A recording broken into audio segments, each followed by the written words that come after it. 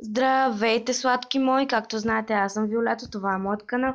И сега ще ви покажа какво има кои точно са плакатите в списанието Браво номер 4.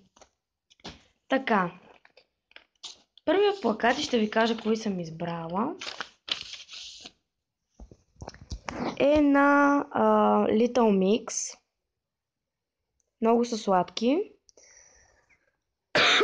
Извинете, просто съм малко болна. А от другата страна са новото жури на Гласът на България. И аз избрах, естествено, Little Mix, приятели. Така. Следващото списание е между Биби Рекса. Сладка е, много е красива даже. И между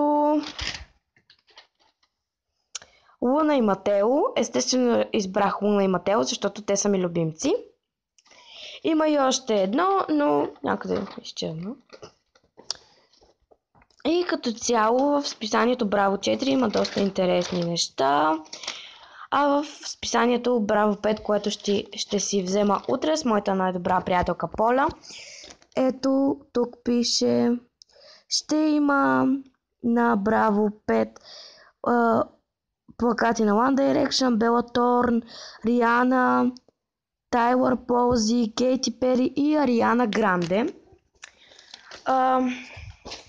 Това беше всичко за днес. Надявам се видеото да ви е харесало и моля ви, абонирайте се за канала ми. Трябват ми абонати, но вие не го правите, естествено. Не знам. Ето, така изглежда. Луна и Матео са доста сладки и затова ги избрах. И да, дайте по един thumbs up нагоре. Харесайте.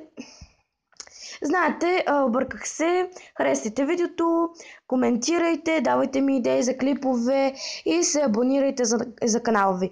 Обичам ви, чао!